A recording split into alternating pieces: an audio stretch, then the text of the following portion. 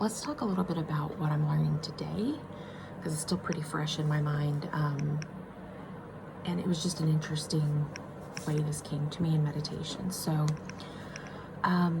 it's going to be on body image, in a sense. So I think I have never met a human that doesn't have an issue with body image in some form or capacity. And they can be both like a hyper positive, which might be hiding something. And there's obviously what most of us are familiar with is just a really not kind look upon ourselves, even if we are tip-top shape. These insecurities are hidden within us through programming, societal constructs and norms, and obviously the traumas that we receive by people telling us their perceptions, which have nothing to do with who we are. And so I wanted to kind of talk about that because it's definitely, I had a different perspective today in my healing journey, which obviously what this whole thing is about. But I'm hoping that understanding my journey will help you and empowering you for where you are. So some of this will resonate, some will not. And that's just how information goes. So when you're ready for it, it resonates. And if it's for you, it will. So I just a really, really quick insight into all of my journey with body image. I never had a body image until I hit puberty, or like a false body image, we'll call it that. I don't want to go into positive, negative. We're just going to call it false. So I didn't start seeing myself as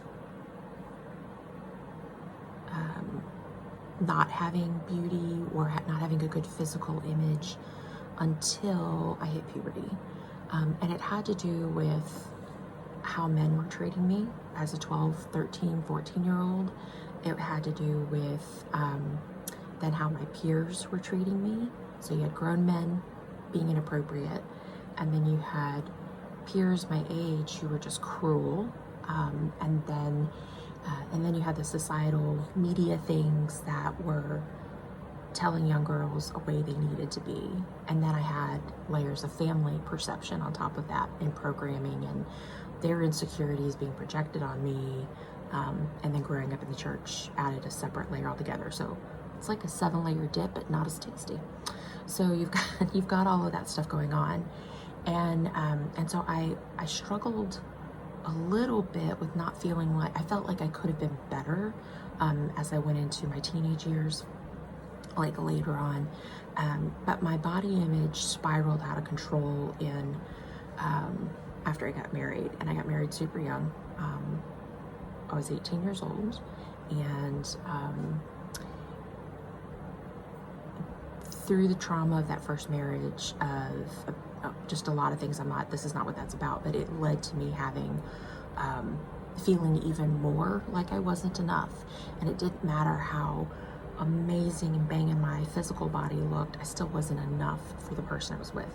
And so that added to just feeling like it wasn't adequate, even when I looked in a mirror and I saw how banging my body was in my 20s, it just, the emotional stress I was under and abuses I was under was telling me that this still isn't okay. It's still not enough. And again, that's hardwiring back then. That was our programming back then. That was about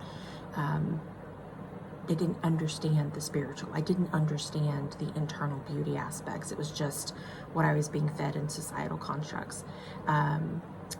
After my divorce in my late 20s, I was then being confronted by that by doing the very beginning emergence of online dating, which was a total shit show. Second marriage was even worse, and that there was a significant amount of abuse in that relationship, which really was a constant daily barrage on assault on physically, mentally, emotionally, verbally, sexually, spiritually. Like it just hit across the board on all levels. And so obviously I was in my best shape I'd ever been in during that marriage, like physical shape. I worked out so much, and I was super strong, and I had this super cut toned body, and I was smaller than I'd even been in high school from a clothing size, and it was just like, it was still a constant barrage of not being enough. And so I think that really began to inform me, because trauma informs your beliefs, it informs your perceptions. And so it had informed me that it didn't matter how stunning I was on the physical side, it still was never going to be enough. I was not adequate, I was not desirable, it was never going to be enough. And then fast forward to the last 10 years where I've just been working on not being in a relationship and except for with myself, and working through traumas. And the one relationship I did have was reiterating the same story. It was the same pattern. And so I hadn't broken that pattern yet, and because I didn't have the belief in myself. During the last 10 years though, everything shifted because I moved into a very sedentary lifestyle with my work, working 16 hours a day, sitting in front of my computer, building things, working things, building everything I have from the ground up. But I wasn't doing anything but that, because I was in that hyper mode of survival that I've talked about in the other episodes. And I was working out quite a bit in the beginning and getting healthier, and changing a lot of my lifestyle. Well, I still hadn't cut drinking out yet, but I was still was working on different aspects prior to that bad relationship I mentioned. And when that person came along and started again that whole cycle of not enough and you're not desirable and the whole thing, I stopped doing everything. I stopped taking care of myself. I stopped working out. I stopped eating properly. It all spiraled, and I threw more of myself into my work. So even more time without breaks. And again, that's building blocks of why I'm taking this extended hiatus, to kind of just really learn and get that. So here's my point. Now that I've told you part of my story, during all of that stress, I've had a thyroid disease since I was in my mid-20s, but my thyroid got even worse during that time because of stress, because of the adrenal fatigue, the cortisol production, Thyroid doesn't function properly, but because it's the whole endocrine system, it knocked out my reproductive hormone production, and so my hormone production just flipped upside down, and now it's just a hot mess of everything.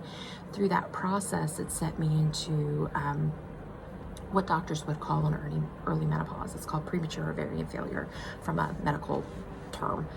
Essentially, it was extreme chronic stress told my body it couldn't function. It was so out of balance. There's no harmony here. Everything's in disease.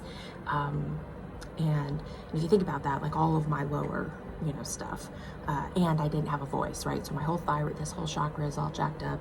Everything from the solar plexus down is jacked up.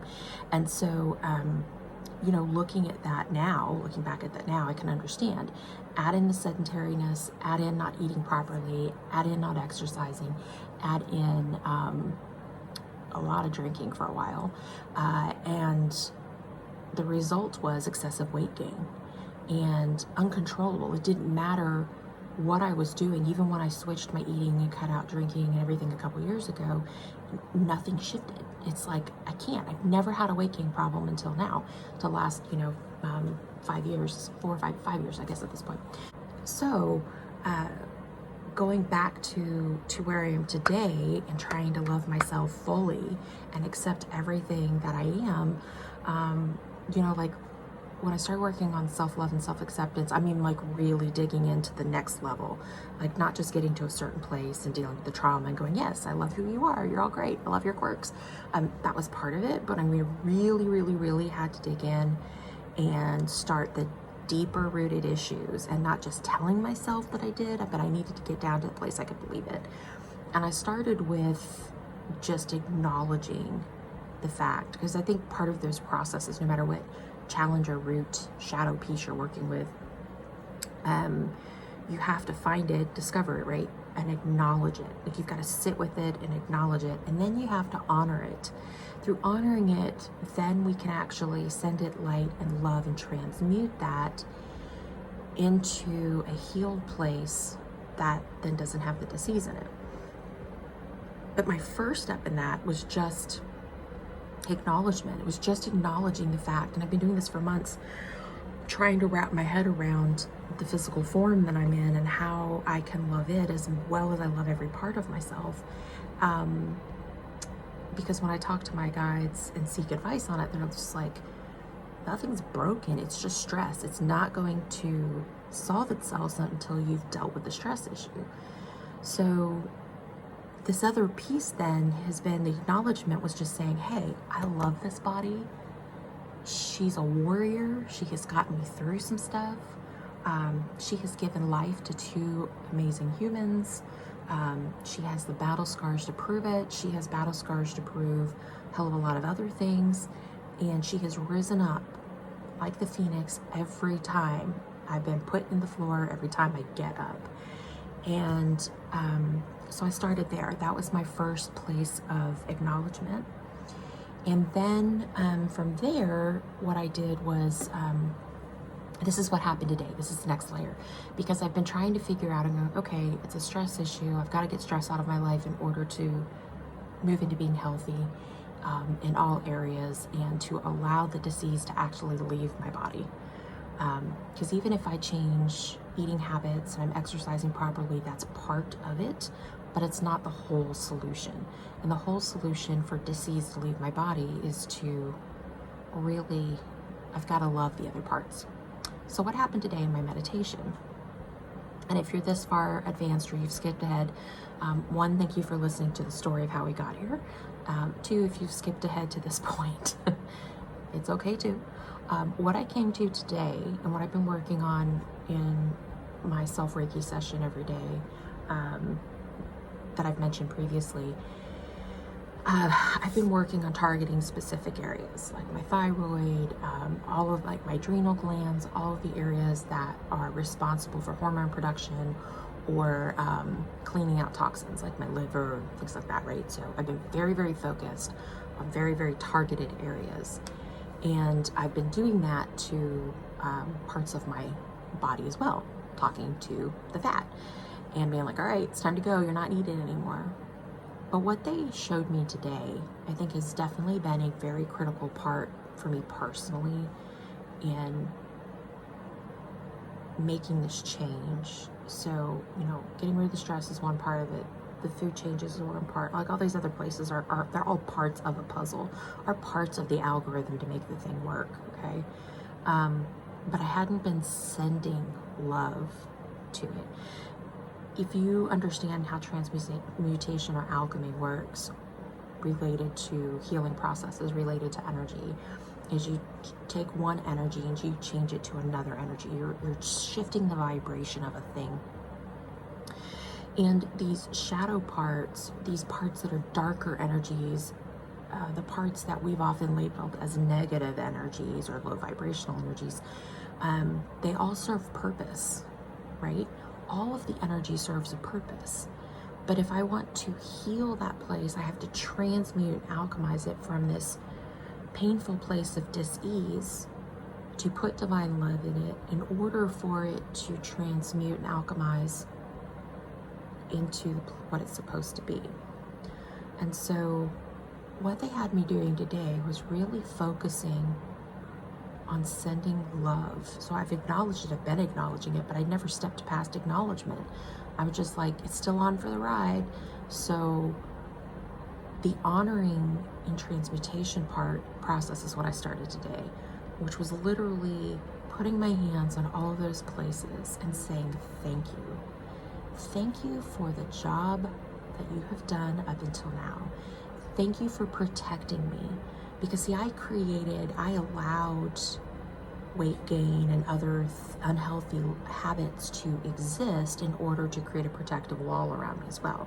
Because if I wasn't lovable and desirable as the most perfect body I could be, then they'll definitely leave me alone if I'm in this imperfect, it doesn't belong to me body. And so I allowed that to create the cocoon that the butterfly has been living in, but the butterfly is still trying to cart around the damn cocoon, right? So I spent time loving all of those places and acknowledging it and spend time honoring it and saying thank you and calling out the lessons that each of those things taught me, but also telling it that its job was done. It is time to leave this physical form. It is time to go back into a balanced state, and it is time now to call forth going back into that healthy form that matches the internal form. my energetic and spiritual form. And so with that process, then I just began to acknowledge it, honor it, and then just push divine love throughout my whole form, by using not just Reiki, but also just loving myself in sheer gratitude for the fact that this form has allowed me to survive through significant trials and traumas, to be where I am now, and to be whole and healthy internally and spiritually and emotionally, and to bring me to a place now that I can work on the physical form to bring it up to match that frequency. So that is my journey and discussion on body image. I think we should be encouraged to, wherever you are and how you feel about your physical form, like, just let that be, whatever it is in that moment, as long as you don't stay there. Because, like, those emotions and those feelings are telling us things. It's information that we can use to identify an issue, to solve problems, to just learn lessons in general. It's good information if you sit with it. And sometimes I think we need to do that. Like, for me, I had to sit with it to realize that all of the things I don't like, it's not just about a physical action that got me where I was. It was an emotional root issue that I had to acknowledge and deal with, that I don't care what anybody thinks about me. Do I want to be desirable and considered beautiful and want to be attractive? Sure. Absolutely 100% do. But my emotional state, my love of self, has absolutely nothing to do with anybody else. It is all about me and the love I have for myself. And I think I'm going to continue to go through that process, continuing to honor, acknowledge, and love, and transmuting that over the course of the next few weeks to really see, what kind of changes come about. Even if it's just the mindset change that allows me to free myself from the excuses that I had about exercise, because I can come up with excuses all day long. I hate proper exercise. I think it's gross. Yoga's cool, love it. Let's do a little bit of that. Freeform dancing, sure. If I ever have the energy, that's fun.